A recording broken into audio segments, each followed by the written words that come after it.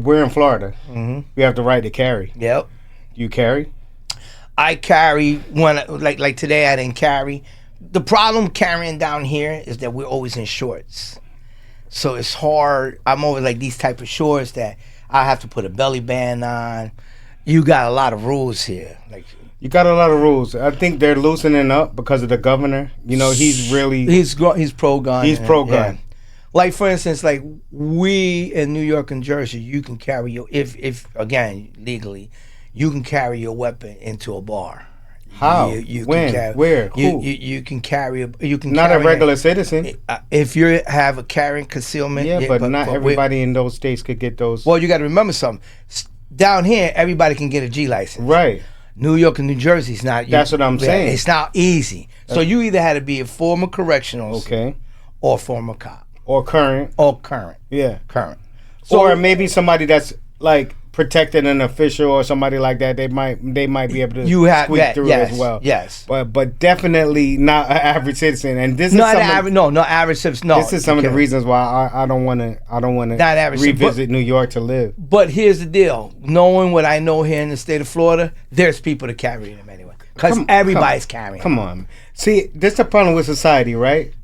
If you deal with everybody like they have a gun on them, your ass will act accordingly. Yes. You wouldn't be disrespectful. Yes. You wouldn't be carrying on and acting like you don't have any sense. Yes. You would just be like, you know what? I don't want this situation to escalate further.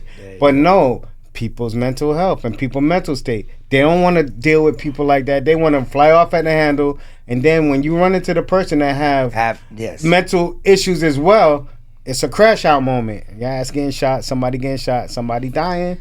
You know that's what I mean? Why you have a split second to read the room. So whoever you're having a disagreement with, read that room real quick and say, you know what? And within yourself, you have to say, you know what? You can call me anything. I'm going to walk away from this. I'm glad you brought that up. I'm going to walk away from this because right now, a rational person, you can argue with everybody. Don't get me wrong. You can have an argument.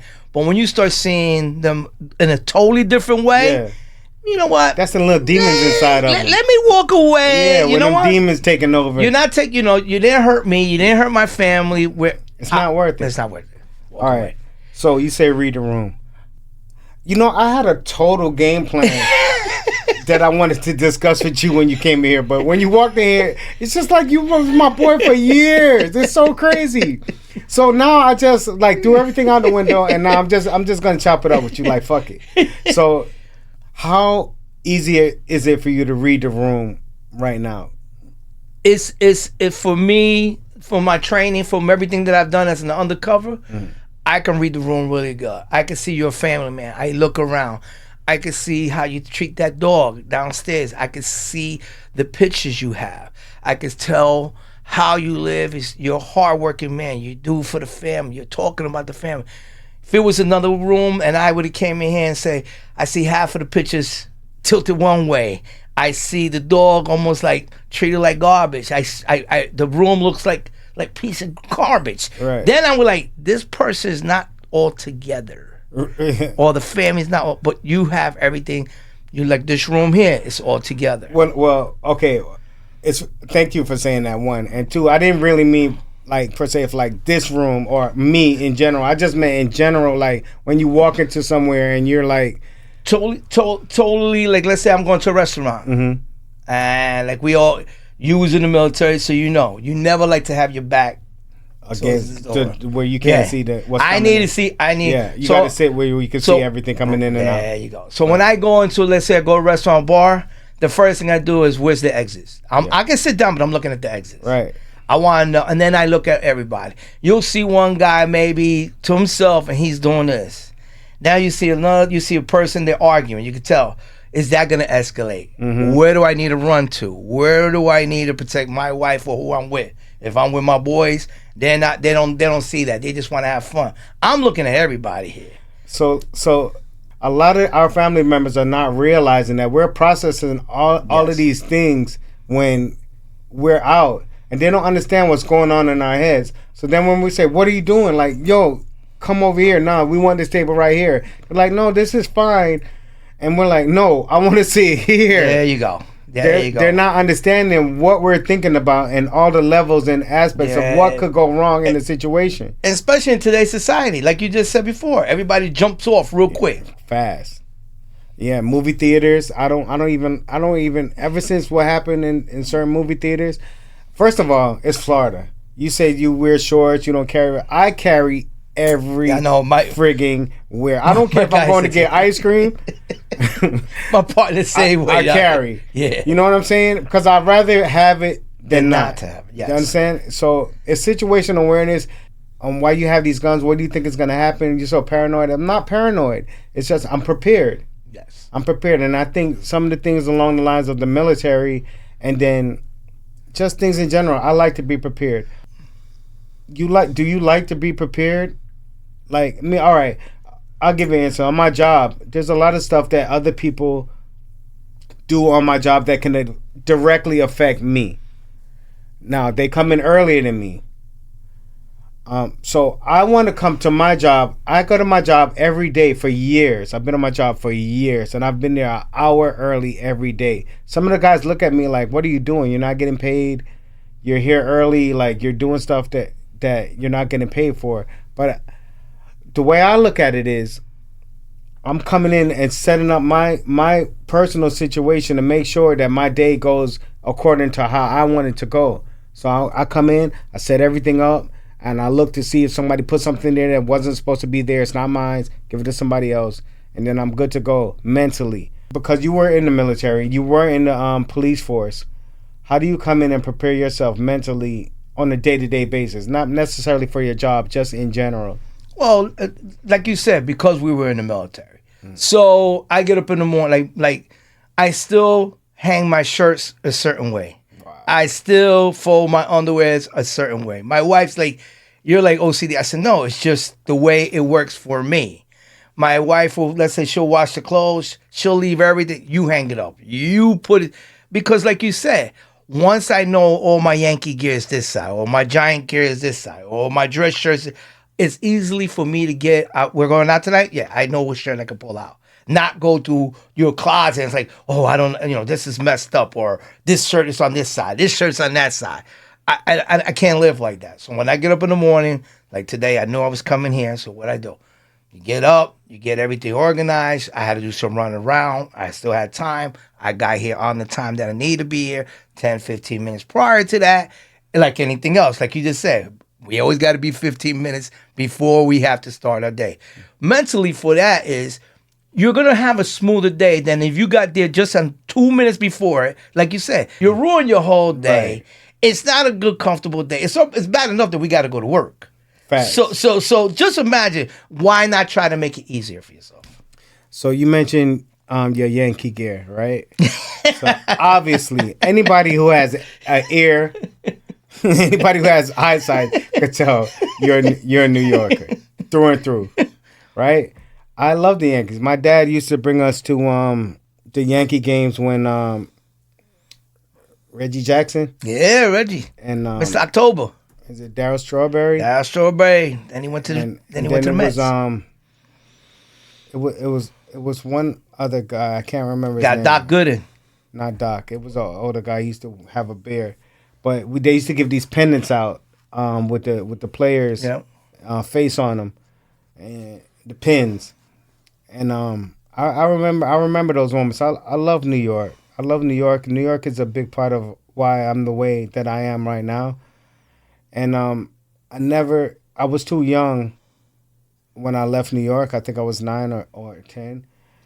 So I didn't have too much police interaction. But there were things, because we were in a rough part of New York. We were in East New York, Brooklyn. And if anybody knows, East New York is like the trenches of the trenches. Oh, we call Brooklyn Brooknam. That's how it's Brooknam. Absolutely. And it's rough. And there's a reason why it has that name. It should have that name. So I think New York is too congested. I think New York has a lot of people with mental health issues, and people are not just able to and then they're a liberal state as well. As a liberal state. So they just accept everybody. You were a police officer in New York State. That alone is a big statement. That's a whole lot to swallow. Because New Yorkers don't give a fuck. They don't give a fuck what you are. I don't care if you was the president. Bitch, fuck you. I'm right. trying to get my bagels and lox. You're right. You're right about that. So, being a police officer, somebody with authority, as an authoritative figure, how was it for you on a day-to-day basis, just dealing with the general public? Well, here's how I had a great career. I really did. I had a great career, and I was blessed by a female inspector. When I got under the department, I was in uniform.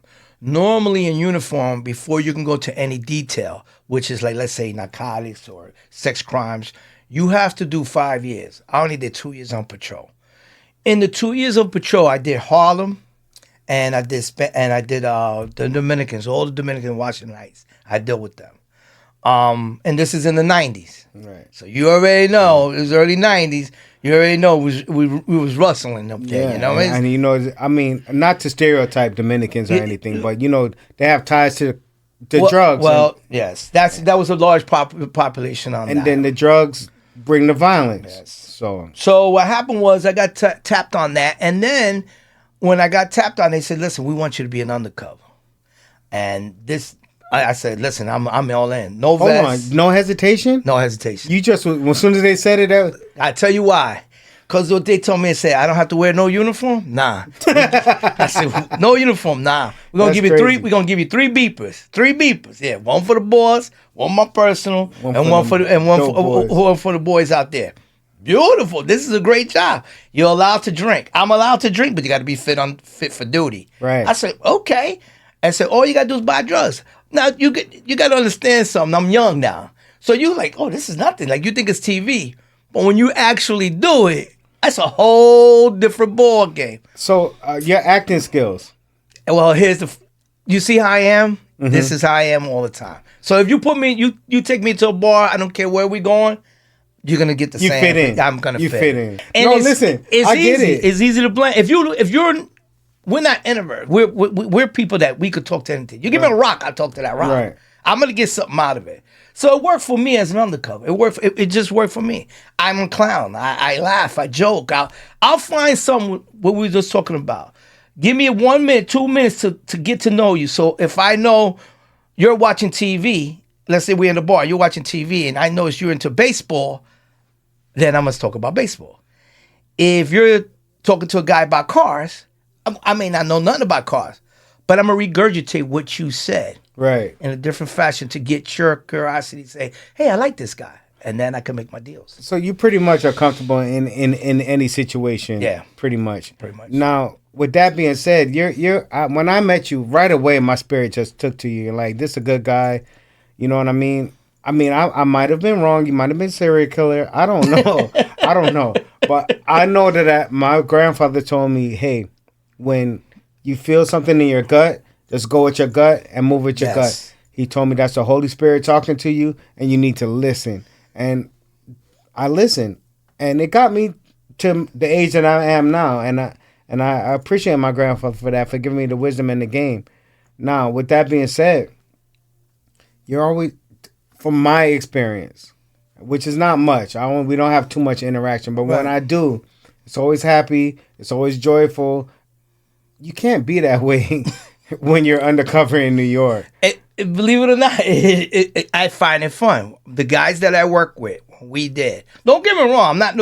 The guys, we're not Superman. We're not the tough guys. We're not, like none of the guys on TV, you jumping around. And this is a life or death situation. That's what I mean. It's a life and death situation. You can't really be hee and kiki all the time. No, but I try to find humor as much as possible when I'm doing a deal. So for instance, I was doing a deal with this gentleman in the Bronx. I was buying maybe about 40, 50 bags of coke, of crack really.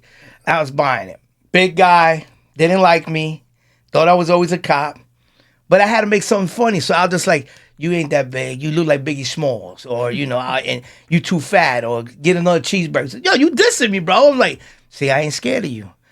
It just, and then the other guys say, see, he ain't scared. That little Puerto Rican ain't scared of you. And we just laughing. I'm trying to set the mood differently so we can make this transaction.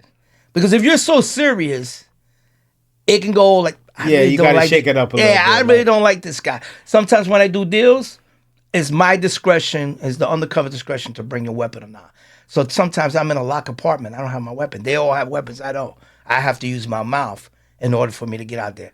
The reason why I didn't bring a weapon is because sometimes that may escalate Absolutely. to a situation that they'd rather see me as he ain't got no weapon. He can't be 5'0". Can't be. This guy, You're right. I come in here correct. Let's make business. Let's do business, and let's get out of here. So you just had to go on faith and just be like, God got me, and I'm good. I don't really need this. All right. So listen, don't come in here and getting yourself indicted and no cold cases. Nah, all my cases are done. But if you had to, would you give one of these dudes the ultimate dirt nap? Like, bro, I'm not dying. It's you or me. So if you had to kill him. Did you ever have to pull your service weapon? I pull my service weapon many times. I got a Smith & Wesson Silver One, the Smith & Wesson 5946. It looked like almost a 45. It was the big heavy gun. Yeah, I pulled that gun. I have used that gun many times to knock people out, but I could have shot them, and I never did. And the reason why, it was never because I was scared not to shoot them. Mm-hmm. I think that I was easy for me to de-escalate it in that certain situations. Do I pull it out? Yes. Did they drop their guns? Yes. Have I fired it? No. Can I? Yes. Did the prosecutor say you should have killed them? Yes. Prosecutor said that. 2 men goes to grand jury, but if there's only one, grand jury's I'm the last testimony. Right. I just think no one deserved to get and believe me, they put guns on me. So I done cases that they pull a gun on me. Hold on. Stop talking. You as an NYPD officer had people pull guns on you and you didn't shoot them. Because I couldn't get to the weapon in time. Oh, but you would have shot him. Have we would have been in a different situation, yeah, I would have shot him. Okay. Absolutely. Because once you, again, like you said, you know weapons. I know weapons. Speaking of that, we got weapons in the room. You're comfortable with weapons? Yeah, absolutely. We got weapons in the room. So this is you say you don't like to carry. This is a Glock 23. It's not loaded. All you people on YouTube, oh my God, he has guns. It's empty. You can see there's nothing in the firearm. This is a very small handgun. It's a 40 caliber handgun. It holds like 8 to 10 shots. You could put this in your pocket. You said you wear shorts a lot, and it's South Florida. You don't like to carry. I'm always gonna have it. If I have to throw it in my pocket, I'm gonna throw it in my pocket. Why? Why do you not always have a handgun on you? I just feel like I just told you before, I think sometimes it escalates. So, for instance, you have that gun. If you have an officer who's off duty or maybe on duty, remember now, I believe in law enforcement. Okay, so I don't want to say I'm bashing. I don't want to say I'm bashing. But let's be honest here. I'm Hispanic. We're in Florida. Now, you see that weapon, if the person that's officer is trained and good, and he sees it sagging down, and he can articulate that he believes that's a weapon, and now, unbeknownst to us, there was a description of a male Hispanic, bald with 2 earrings, fitting my description, which is a lot of us. Who's to say that officer doesn't get overzealous? Right. That leads me back to the point I wanted to make, you being an NYPD officer. Were there guys in your unit that were overly zealous? There are some guys that were overzealous, and believe it or not, they were the minorities on our own people. Did you feel like you wasn't a good guy or a good cop if you would correct them and be like, bro, what are you doing? I have correct them, and I have correct them. We have got into good arguments. Like, there was no need that takedown. There was no need for that takedown. Right. I'm looking at it. You must have had a bad day, but you shouldn't be taking that person down like that. Do you feel like you were one of the outcasts or put to the side, or maybe not even put up for some promotions or some things that you should have gotten because you were outspoken and you did correct some of the indiscretions of some of the officers that were. No, I think I'll be honest with you because of what the magnitude that I done in the streets. They know who I am. They know I will go to the You had end. your respect. Right. I think they know that I will go to the end. So if I made a comment, they know that I'm not in the wrong. Maybe I should have done it a different way, but I'll shout you out in front of everybody. Like, if I'm going to talk about you, I'm going to tell you in your face, and then I'm going to talk about you. And then you can't say, well, he never told. No, I told you. That's it. You That's know. it. What precinct did you work out of New York? What borough? Well, I came out of, so when I started patrol was in Manhattan, again, Okay. Harlem and Washington Heights. And then I went to Narcotics, I went to the Bronx, and I did all in the Bronx. And then I did so many cases that I moved into called the major case. So I had all 5 boroughs, outside of boroughs, go to Jersey, go overseas, do all type of work like that.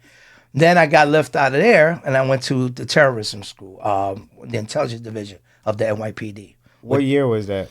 I went into terrorism around 2003, 2004.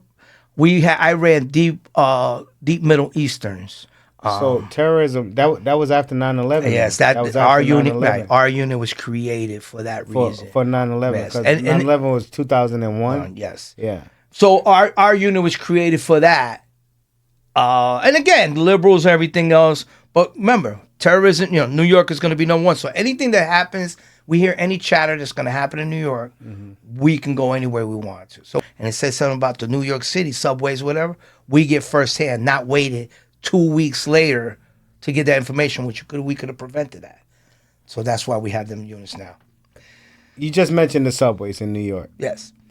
New York City, to me, is congested. There's a lot of people in New York. Absolutely. Now, not all these people are sane people. There's some people that are absolutely out of their minds. When you ride the subway in New York, have you ever taken the subway in New York? Yes. When you ride the subway in New York, why the fuck would you ever be on the subway and not be paying attention? Why would you stand near the edge of the tracks? Why would you not? Why would you have your AirPods in? Why would you be watching Buddy who's playing the steel drums? Bro, if I'm on the subway in New York City, You should be like on head on a swivel. I'm gonna be like Yes. Secret Service. Yes. Because I agree with you.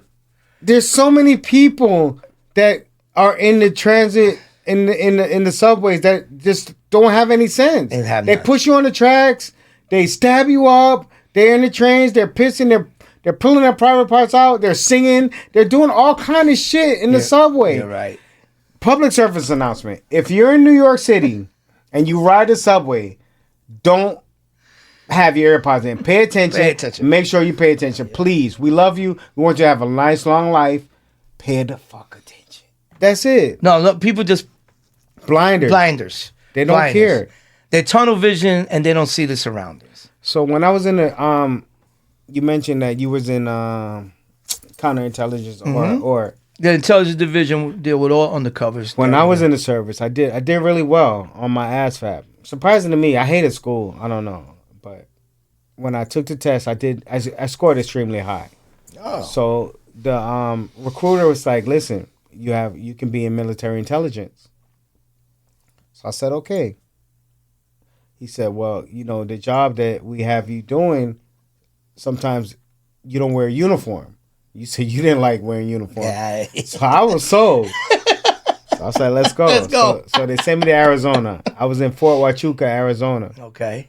So I was in there, and I had to learn how to identify what tank this was, what airplane this was, and all these different type of vehicles, and what was going on these bases.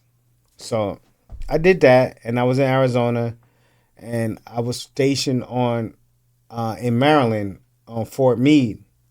And then my job that I actually did, sometimes we went to NSA, and then sometimes we were on Fort Belfort. But as a private, I didn't understand. I was such a young kid, the gravity of the job that I was doing. That's So some of the sergeants and some of the enlisted and the officers were trying to get in my head like, listen, you have the opportunity to make a lot of money as a civilian on this job. You know, so just learn as much as you can learn. Even if you don't want to stay in the military, you can get out, go get your degree, and come back.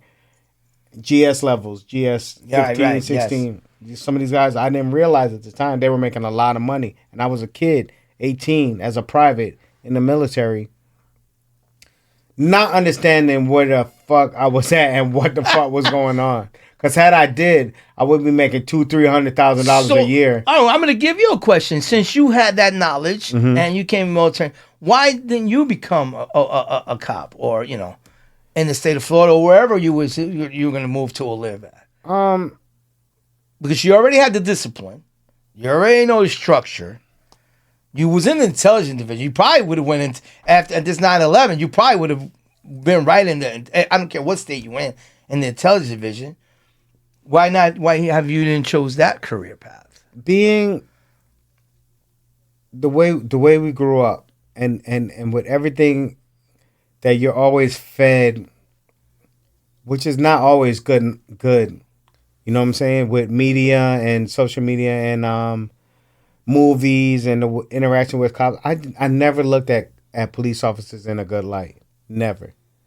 Until I became an older absolute citizen. First people I'm calling is police. I'm going to call the cops on you. If your ass acting up, I'm going to tell you right now, I'm calling them boys on you. But first, not, hey.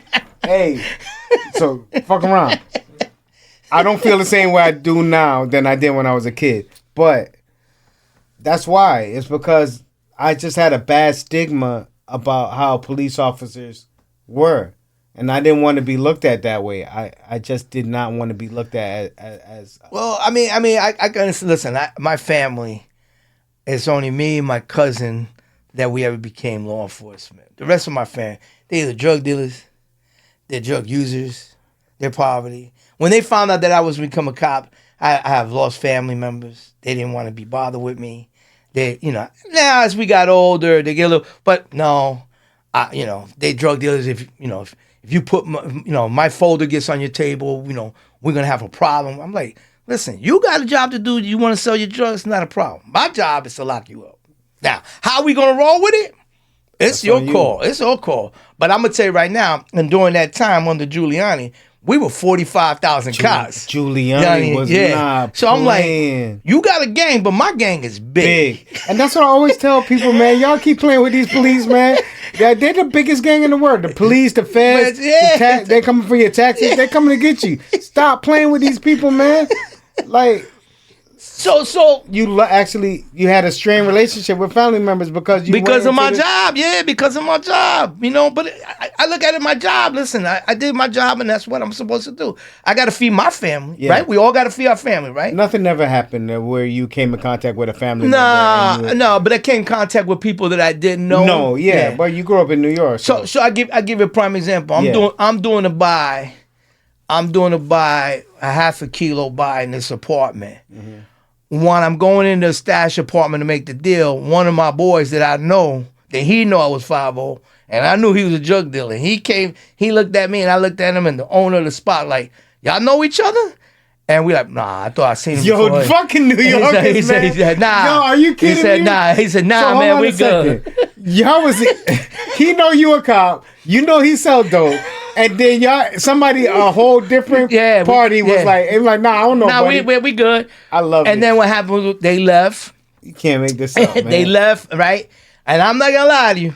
I started shitting a little nervous as hell. I said, because all he had to do was say, yo, that's 5'0". Yeah, right. And I could have got done right there, and that guy would have he could have been the king now. That's some New York shit, you know that, and right? They looked at me, and he walked away, I walked away.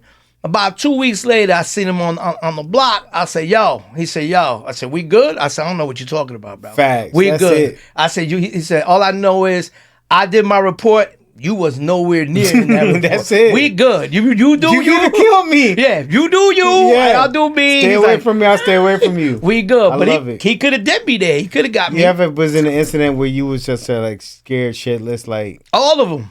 All of them? Yeah, because I mean, you're human. You know what I mean? You're human. And these are extraordinary circumstances that most humans are not put in. You understand? So they would never understand this the gravity of this moment that you're in right now. Like you don't have to deal with shit like this. Like for instance, I'm making crack with this brother. He hooking me up. Hold on, stop.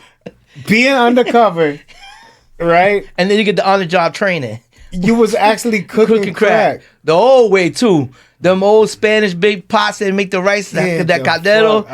We had 2 of those, and then the Mystic Coffee. Remember the old Mystic Coffee, the pot? Yes. You put it in there. They taught me. They said you got to boil it, you got to whip it, and then you get the cake around it. What was the cut back then?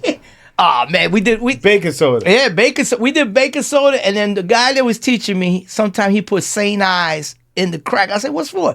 He said, "When they hit it, like the beer." He said, "Oh, he'll put Fantastic." He said, "The Fantastic." He'll put a little bit of Fantastic in the crack. The cleaner. Yeah. He says, "Cause when they hit it, they get like a big high, and they think that the crack is like fresh." They're like, "Ain't nothing fresh. We just add some bacon, Fantastic to that." What the so we making crack here. This is funny. We making crack, and it's a stash apartment now in New York. We call it Project Heat, cause it could be 0 degrees, but that heat is hot, man. So we opened up the window. I was dying. I took off my shirt. And when I took off my shirt, I forgot my undershirt. It says Bronx Narcotics.